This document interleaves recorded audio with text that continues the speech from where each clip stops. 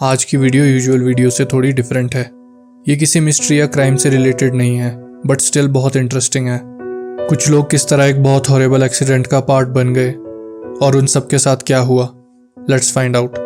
अक्टूबर 12, 1972 south American country यूरुग्वाई से एक plane chilli की तरफ निकलता है। प्लेन में 45 लोग थे। इन लोगों में 19 रग्बी प्लेयर्स, उनका कोचिंग स्टाफ, कुछ फैमिली मेंबर्स और इनके अलावा कुछ प्लेन के क्रू मेंबर्स थे। ये लोग चिली में होने वाले एक रग्बी मैच के लिए जा रहे थे। मौसम खराब था और इस वजह से इन्हें अर्जेंटीना में लैंड करके रुकना पड़ता है। 12 अक्टूबर का दिन वो लोग अर्जेंटीना में बिताते हैं। अगले दिन 13 अक्टूबर को फ्लाइट फिर से चिली के लिए निकलती है। इस दिन भी मौसम बहुत खराब था। प्लेन का पायलट काफ़ी एक्सपीरियंस्ड था और उस दिन वो अपने को पायलट को भी ट्रेनिंग दे रहा था। प्लेन का कंट्रोल को पायलट के पास था। मौसम खराब होने की वजह से कुछ भी ठीक से दिखाई नहीं दे रहा था, पर ऑटो पायलट के अकॉर्डिंग टाइम कैलकुलेट करके उन्हें लगता है कि वो चिली पहुंच गए हैं और वहां से वो एयर ट्रैफिक कंट्रोल को लैंडिंग परमिशन के लिए कांटेक्ट करते हैं। पर एयर ट्रैफिक कंट्रोलर को प्लेन रडार पर दिखाई नहीं दे रहा था। इस वजह से कुछ कंफ्यूजन हो जाता है।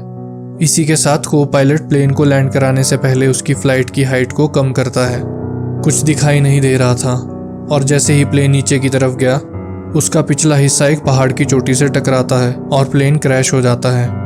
प्लेन एंडीज माउंटेन रेंज में क्रैश हुआ था। टकराने की वजह से प्लेन पीछे से टूट गया था।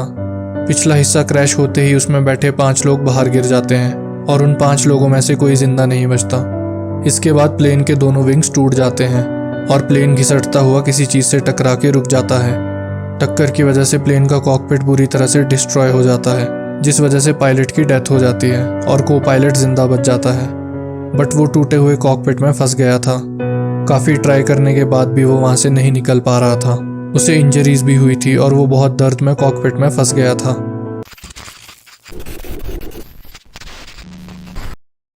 क्रैश के बाद 45 में से 33 लोग ही जिंदा बचे थे। उनमें से बहुत से लोगों को सीरियस इंजरीज हुई थी। कुछ दर्द से बेहोश पड़े थे। सिचुएशन बहुत ख़राब थी। पहाड़ों पे टेम्परेचर बहुत ही कम था। चारों तरफ बर्फ़ थी। अब इन सभी लोगों को इंजरीज के साथ एक्सट्रीम टेम्परेचर को भी फेस करना था। कुछ लोग सर्वाइवल के लिए सप्लाईज ढूंढने लगे और कॉकपिट के पास पहुंचते ही नोटिस करते हैं कि कॉकपिट बुरी तरह से डैमेज्ड है और को पायलट उसमें फंसा है। को पायलट उन लोगों को बताता है कि कॉकपिट में उसकी पिस्टल रखी है और रिक्वेस्ट करता है कि उनमें से कोई उसे गोली मार दे, क्योंकि उसकी इंजरीज बहुत ही सीरियस थी और वो उन्हें नहीं सह पा रहा था। कोई भी सर्वाइवर इस बात पर एग्री नहीं करता और कोई भी उसे गोली नहीं मारता। थोड़ी देर में को पायलट की डेथ हो जाती है। पहली रात बीत गई और सुबह तक बचे हुए लोगों में से 5 लोग और कम हो जाते हैं। एयर ट्रैफिक कंट्रोलर से जैसे ही रग्बी टीम के प्लेन का कनेक्शन टूटता है, उसके कुछ टाइम में ही उसे ढूंढने के लिए सर्च ऑपरेशन शुरू हो गया और इस ऑपरेशन में 4 प्लेन्स 13 अक्टूबर को सर्च शुरू कर देते हैं। बट सर्च में वो अनसक्सेसफुल रहे और वापस आ गए। इसके बाद अगले दिन सर्च का स्कोप और बढ़ा दिया और इस बार 11 प्लेन्स को सर्च करने के लिए यूज़ किया गया। अब यहाँ एक इंटरेस्टिंग बात यह है कि एक सर्च प्लेन इन सर्वाइवर्स के ऊपर से भी गया था और उन लोगों ने शोर भी मचाया, बट सर्च प्लेन से ये लोग नोटिस ही नहीं हो पाए। इसके पीछे ये रीज़न था कि जो प्लेन क्रैश हुआ था उसका कलर वाइट था और ऑब्वियसली बर्फ़ भी वाइट होती है, तो दूर से उस क्रैश हुए प्लेन को देखना लगभग इम्पॉसिबल था। इसी के साथ बर्फ़ गहरी भी थी, जिस वजह से लोग उसमें दिख नहीं पाते थे।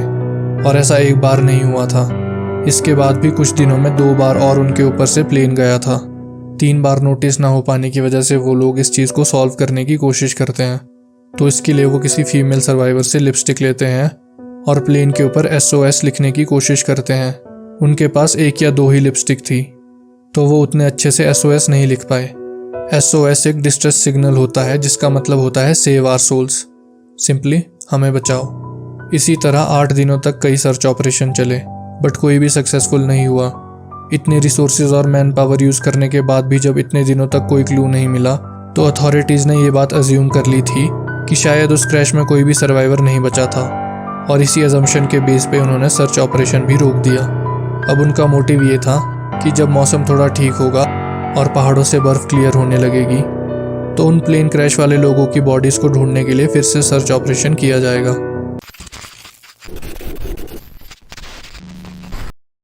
एक तरफ अथॉरिटीज़ होपलेस हो गई थी और दूसरी तरफ जो सर्वाइवर्स थे वो अभी भी होपफुल थे। उन्हें होप्स थी कि अथॉरिटीज़ उन्हें ढूंढ लेगी। और इसी होप के सहारे वो अपना मोरल हाई रख रहे थे और सरवाइव कर रहे थे। ये लोग अभी बिना खाने और शेल्टर के किसी तरह इतनी ठंड में सरवाइव कर रहे थे और फर्दर अपने सर्वाइवल को इंश्योर करने के लिए उन्होंने अपने क्रैश हुए प्लेन को एक रिसोर्स की तरह यूज़ किया। उन्होंने प्लेन के बचे हुए पार्ट से सीट्स और एक्स्ट्रा चीज़ें निकालना शुरू कर दिया और प्लेन की बॉडी को एज अ शेल्टर यूज़ करने लगे।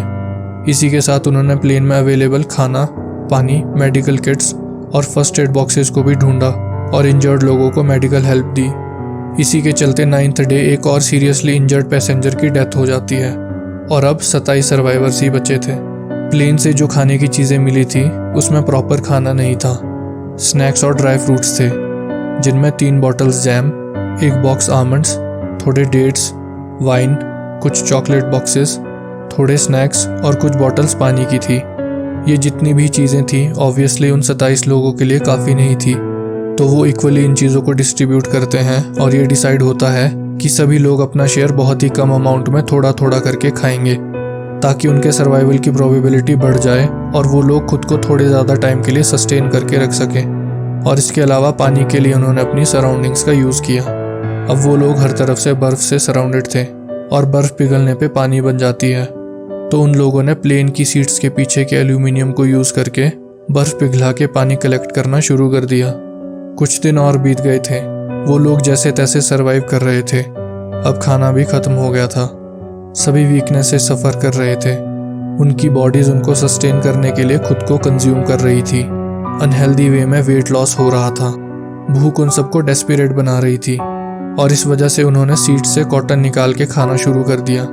कॉटन के अलावा उन लोगों ने सीट कवर्स खाना भी शुरू किया, जो कि बिल्कुल भी सस्टेनेबल चीज़ नहीं थी। इस वजह से वो लोग बीमार होने लगे और कुछ को डाइजेशन प्रॉब्लम्स होने लगी। वो लोग उस जगह पे ट्रैप हो चुके थे, वो कहीं नहीं जा सकते थे। अब ग्रुप के लोगों के लिए खाना ढूंढना मेन मोटिव था। सब बहुत भूखे थे और 1-2 लोग तो इतने वीक हो गए थे कि वो ऑलमोस्ट डेथ के नज़दीक थे। सराउंडिंग में हर जगह बर्फ़ थी। खाने के नाम पे आसपास कोई भी प्लांट या छोटा जानवर नहीं था, बस चारों तरफ बर्फ़ थी। तो as a last resort group के कुछ लोग एक ऐसा डिसीजन लेते हैं जो बहुत ही कंट्रोवर्शियल था और वो पूरे ग्रुप को इस डिसीजन के बारे में बताते हैं। और वो डिसीजन ये था कि जितनी भी फ्रोज़न बॉडीज़ उनके आसपास पड़ी थी वो उनको as a food source use करेंगे। सभी लोग मजबूर थे और एक यही चीज़ थी जो उन सबको सस्टेन कर सकती थी। अब बात यहाँ सिर्फ खाने की नहीं थी। उन बॉडीज़ में किसी सर्वाइवर का भाई था, किसी की मॉम थी, किसी का दोस्त था और किसी की बहन भी थी। और ये डिसीजन सभी लोगों के लिए बहुत ही डिफ़िकल्ट और ट्रॉमेटाइजिंग रहा होगा। कुछ लोग इस डिसीजन के साथ गए और कुछ लोगों ने खुद को खाने से रोक कर रखा, इस उम्मीद में कि शायद उन्हें कोई रेस्क्यू कर ले। जो इस डिसीजन के साथ गए उन लोगों ने प्लेन से मिले टूटे हुए ग्लास को एज ए नाइफ यूज़ किया और उन बॉडीज़ के पार्ट्स करने लगे और उन पार्ट्स को खाने लगे। सभी सर्वाइवर्स वहाँ से निकलने के लिए भी प्लान करने लगे, बट पूरा टेरेन बर्फ से भरा हुआ था और वो एक ऐसी जगह क्रैश हुए थे जहाँ से निकलना भी एक डेडली काम था, क्योंकि उनमें से किसी को भी माउंटेन्स पे क्लाइंबिंग करने का एक्सपीरियंस नहीं था। ऑड्स बिल्कुल भी उनके फेवर में नहीं थे। वो लोग थोड़ा मौसम ठीक होने और इंजर्ड लोगों की थोड़ी चलने लायक हालत होने का वेट कर रहे थे, तो उन्होंने सोचा कि सबसे पहले बाहर की दुनिया से किसी तरह कम्युनिकेशन एस्टेब्लिश हो जिससे वो लोग किसी को अपनी लोकेशन का थोड़ा आइडिया दे सकें। इसके लिए उन्होंने प्लेन में अवेलेबल रेडियो को यूज़ किया। उसमें कुछ सिंपल सी रिपेयर करने के बाद वो वर्क करने लगा। उनके लिए ये एक मॉरल विक्ट्री सी थी, बट सब सही नहीं हो रहा था। इस रेडियो के साथ एक प्रॉब्लम थी, ये बस 1 वे वर्क कर रहा था। मतलब वो बाहर के मैसेजेस को तो सुन सकते थे, बट उनका रेडियो उनके मैसेजेस को बाहर रिले नहीं कर पा रहा था। बस यही एक बैड न्यूज़ नहीं थी। रेडियो पे उन्हें न्यूज़ के थ्रू पता चलता है कि अथॉरिटीज़ ने सर्च ऑपरेशन रोक लिया है। जिस सर्वाइवर ने रेडियो से ये न्यूज़ सुनी थी वो जाकर ग्रुप मेंबर्स को ये न्यूज़ कुछ इस तरह डिलीवर करता है, hey boys, there is good news. उन्होंने सर्च ऑपरेशन बंद कर दिया है। इस बात को सुनकर ग्रुप के एक मेंबर का ये रिप्लाई आता है, how is this a good news. तो न्यूज़ सुनाने वाला सर्वाइवर उसको ये रिप्लाई करता है, ये गुड न्यूज़ इसलिए है बिकॉज इट मीन्स कि हम लोग यहाँ से खुद के दम पे बाहर निकलेंगे।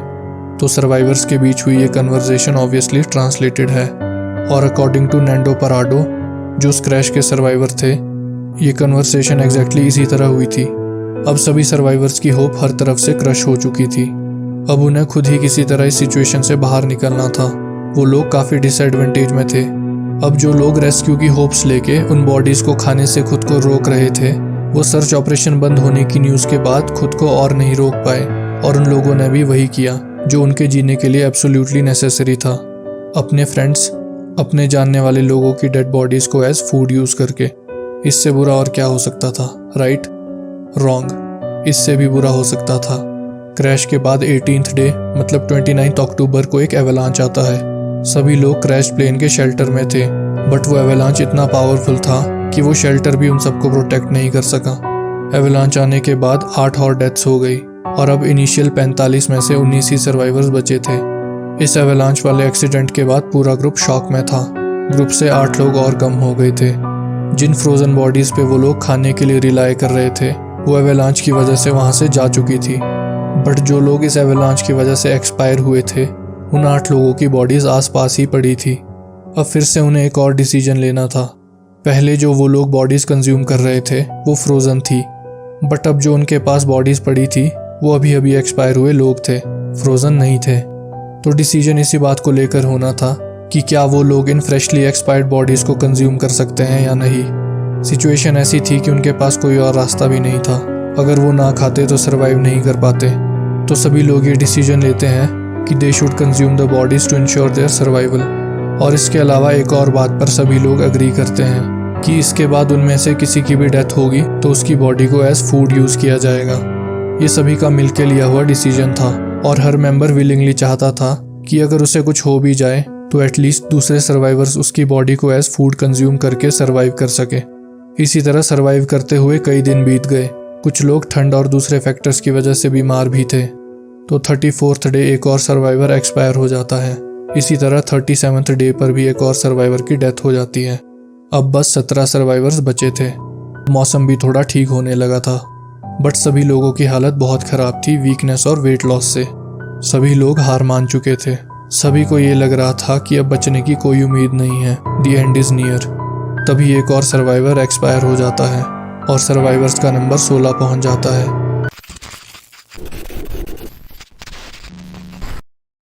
बचे हुए सर्वाइवर्स में से 3 लोग डिसाइड करते हैं कि अब बचने के चांसेस तो ऑलमोस्ट 0 हैं, इसलिए वो 3 लोग वहाँ से निकल के हेल्प ढूंढने की कोशिश करेंगे।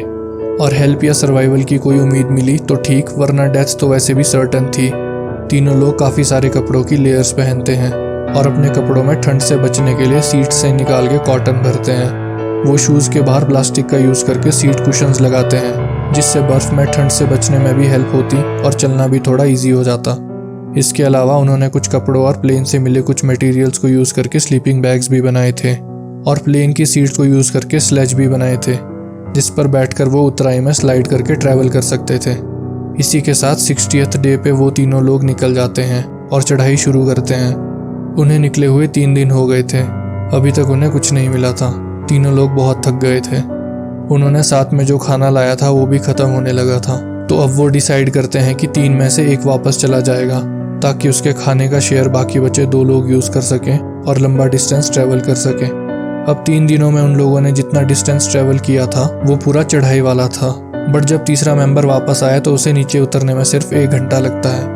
उसने प्लेन की सीट से बने स्लेज को यूज़ करके इजीली वो उतराई बर्फ पे स्लाइड करते हुए कवर कर ली और वापस क्रैश की साइड पे पहुंच गया। अब जो 2 लोग हेल्प ढूंढने निकले थे वो थे नैंडो पराडो और रॉबर्टो कैनेसा। तो अब ये दोनों आगे बढ़ते हैं। 3 दिन ऑलरेडी हो गए थे और उन्हें कुछ भी सिग्निफिकेंट नहीं मिला था, और ऐसे ही चलते चलते 3-4 दिन और बीत गए, but still no success. Morale down था। चारों तरफ अभी भी बर्फ थी। ऑलमोस्ट 1 हफ्ता हो गया था, बट उन्हें सिविलाइजेशन का कोई साइन नहीं मिला था। बट फिर 8वें दिन वो माउंटेन वाले रीजन से बाहर आने लगते हैं। उन्हें बिना बर्फ की कुछ छोटी पहाड़ियाँ दिखती हैं। उन्हें ग्रीनरी और प्लांट्स भी दिखते हैं। वो लोग बहुत बुरी हालत में थे, बट ये सब देखकर उनमें काफ़ी होप्स आ गई थी।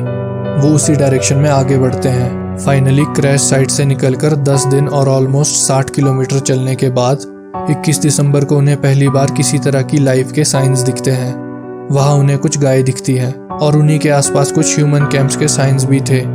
उसी डायरेक्शन में आगे चलते हुए वो एक नदी के पास पहुँच जाते हैं। नदी काफ़ी चौड़ी थी, उसका पानी भी बहुत ठंडा था और उसका फ्लो भी बहुत तेज़ था, तो वो उस नदी को क्रॉस नहीं कर सकते थे। नदी की दूसरी तरफ उन्हें 3 लोग दिखते हैं। ये तीनों फार्मर्स लग रहे थे। नैंडो और रॉबर्टो के एनर्जी लेवल्स इतने लो थे कि वो ठीक से चिल्ला नहीं पा रहे थे, जिससे वो 3 लोग उन्हें सुन पाए।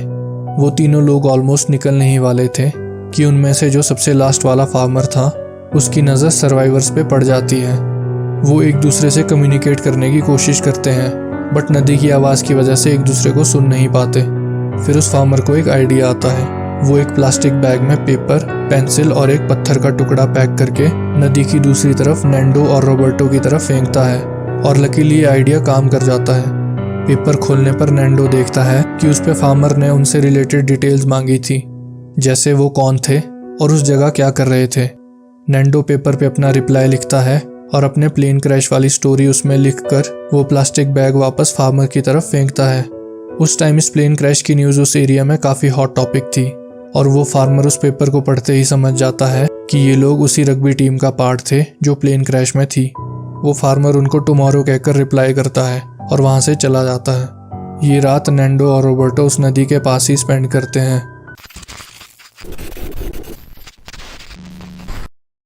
नेक्स्ट डे सर्वाइवर्स के जिंदा होने की न्यूज़ अथॉरिटीज़ तक पहुंच गई थी और अथॉरिटीज़ रेस्क्यू ऑपरेशन शुरू करती है। सबसे पहले नैंडो और रॉबर्टो को रेस्क्यू किया जाता है। उनको थोड़ा ट्रीटमेंट और खाना देकर अथॉरिटीज़ उनकी हेल्प से क्रैश की लोकेशन पर पहुंचती है, और फाइनली 72 डेज़ के बाद उन 16 सर्वाइवर्स को रेस्क्यू कर लिया जाता है।